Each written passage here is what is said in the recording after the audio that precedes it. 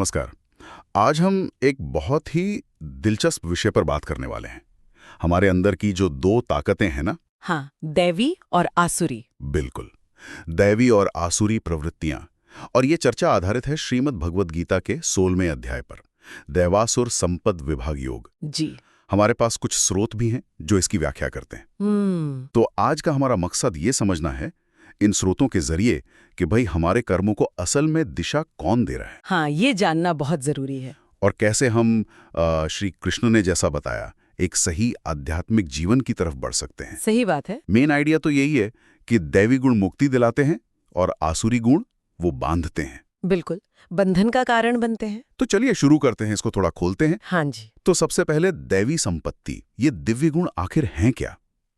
स्रोतों में कुछ उदाहरण दिए हैं, जैसे अभय, निडरता। हाँ निडरता, हाँ। फिर सत्व संशुद्धि मतलब मन की पवित्रता, जी, आत्मशुद्धि जिसे कहते हैं। ज्ञान योग व्यवस्थिति, ज्ञान और ध्यान में लगे रहना, और फिर अहिंसा, सत्य, अक्रोध, क्रोध न करना। हाँ क्रोध ना करना, त्याग, शांति, दया, मृदुता मतलब कोमलता। और ह्री भी है, बुरे कर्मों से झिझकना या लज्जा करना। अच्छा, तो श्री कृष्ण इन सबको ईश्वर के प्रति प्रेम और एक गहरी समझ से जोड़ते हैं। पर सवाल यह है कि ये गुण मुक्ति की ओर ले कैसे जाते हैं? हाँ, ये बहुत अच्छा सवाल है। देखिए, इन स्रोतों के हिसाब से जब हम इन गुणों को अपनाते हैं ना, तो ये सिर्फ अच्छा इंसान बनना नहीं है। अच्छा। ये असल में हमारे अंतःकरण को साफ करने की प्रक्रिया है।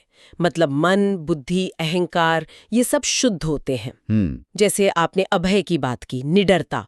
जब डर नहीं होता तो मन शांत रहता है ना? वो भविष्य की चिंता या अतीत के बोझ से हट जाता है। हाँ, ये तो है। और यही जो स्थिरता है, जो शांति है, वो आत्मशुद्धि का बेस बनती है। और फिर यही आंतरिक पवित्रता हमें मोक्ष की ओर ले जाती है। मोक्ष मतलब? जन्म मरण के चक्र से आजादी। हाँ बिल्कुल, पूरी तरह से मुक्त हो जाना। तो ये गुण सिर्फ नैतिक नियम नहीं है, ये अंदर से बदलने के, ट्रांसफॉर्म करने के साधन हैं। समझ गया। तो ये सिक्के का एक पहलू हुआ। अब दूसरा पहलू, आसुरी संपत्ति। जी। ये क्या चीज है?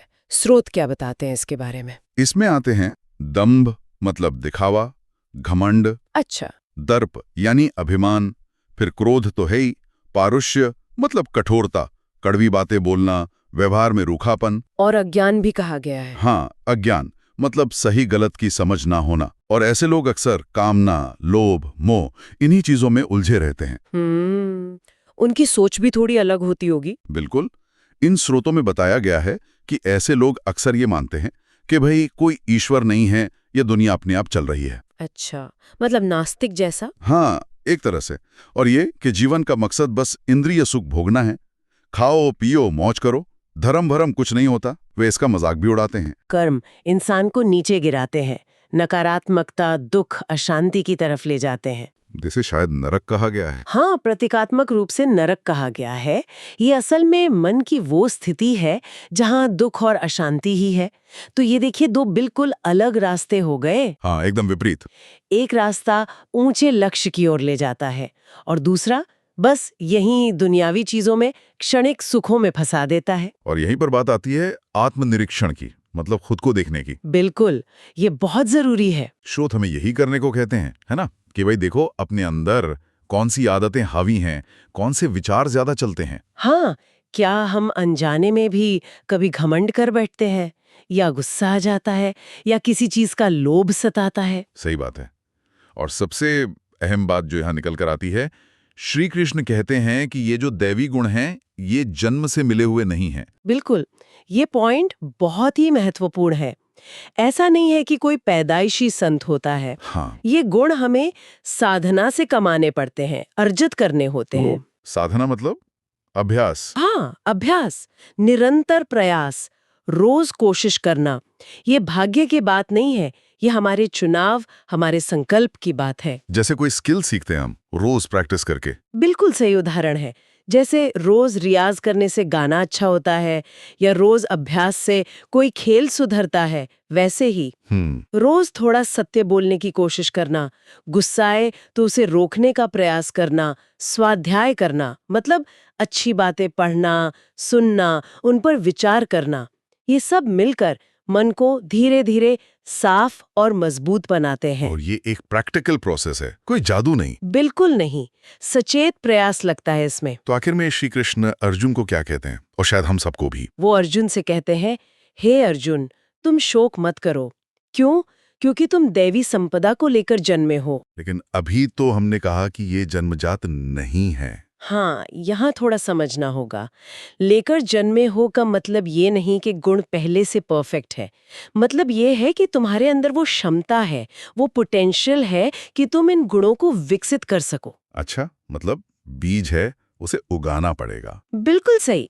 वो स्वाभाविक प्रवृत्ति और सामर्थ्य हम सब में है, बस उसे पहचानना है, जगाना है और मेहनत से सींचना है।